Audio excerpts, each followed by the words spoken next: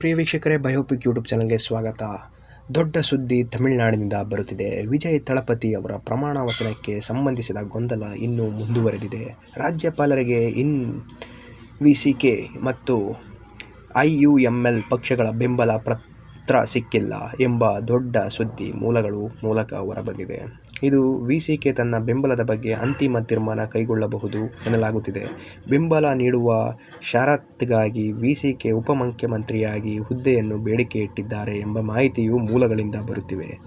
ಇನ್ನೊಂದೆಡೆ ಐಯುಎಂಎಲ್ ಸ್ಪಷ್ಟವಾಗಿ ಹೇಳಿದೆ, ನಾವು ಟಿವಿಕೆಗೆ ಅಲ್ಲ, ಸ್ಟಾಲಿನ್ ಅವರ ಜೊತೆಗೆ ಇದ್ದೀವಿ ಎಂದು. ಹೀಗಾಗಿ ಈಗ ಪರಿಸ್ಥಿತಿ ಏನು? ವಿಎಸ್ಕೆ ಏನು ಬಯಸುತ್ತಿದೆ? ಐಯುಎಂಎಲ್ ತಂತ್ರ ಏನು?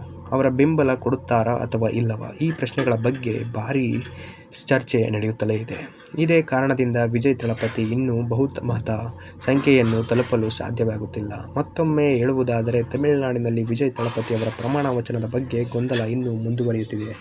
ರಾಜ್ಯಪಾಲರಿಗೆ ವಿಸಿಕೆ ಮತ್ತು ಐಯುಎಂಎಲ್ ಪಕ್ಷಗಳ ಬೆಂಬಲ ಪತ್ರ ಇನ್ನೂ ತಲುಪಿಲ್ಲ ಎಂಬ ದೊಡ್ಡ ಸುದ್ದಿ ಮೂಲಗಳಿಂದ ಬರುತ್ತಿದೆ. ವಿಸಿಕೆ ಇದು ಬೆಂಬಲದ ಬಗ್ಗೆ ತೀರ್ಮಾನ ಕೈಗೊಳ್ಳಬಹುದು, ಆದರೆ ಬೆಂಬಲಕ್ಕಾಗಿ ಉಪಮುಖ್ಯಮಂತ್ರಿ ಹುದ್ದೆ ಬೇಡಿಕೆ ಇಟ್ಟಿದೆ ಎನ್ನಲಾಗಿದೆ. ಹೀಗಾದರೆ ವಿಜಯ್ ತಳಪತಿ 118 ಎಂಬ ಬಹುಮತದ ಸಂಖ್ಯೆಯನ್ನು ಹೇಗೆ ತಲುಪುತ್ತಾರೆ ಎಂಬುದು ಈಗ ದೊಡ್ಡ ಪ್ರಶ್ನೆಯಾಗಿದೆ. ಏಕೆಂದರೆ ಇದುವರೆಗೆ ರಾಜ್ಯಪಾಲರಿಗೆ ವಿಸಿಕೆ ಮತ್ತು ಐಯುಎಂಎಲ್ ಪಕ್ಷಗಳ ಬೆಂಬಲ ಪತ್ರ ಸಿಕ್ಕಿಲ್ಲ. ಇದು ಮೂಲಗಳ ಮೂಲಕ ಬಂದ ದೊಡ್ಡ ಸುದ್ದಿ. ಧನ್ಯವಾದಗಳು ಪ್ರಿಯ ವೀಕ್ಷಕರೇ. ಯೂಟ್ಯೂಬ್ ಚಾನಲ್ಗೆ ಸಬ್ಸ್ಕ್ರೈಬ್ ಆಗಿ ಸಪೋರ್ಟ್ ಮಾಡಿ.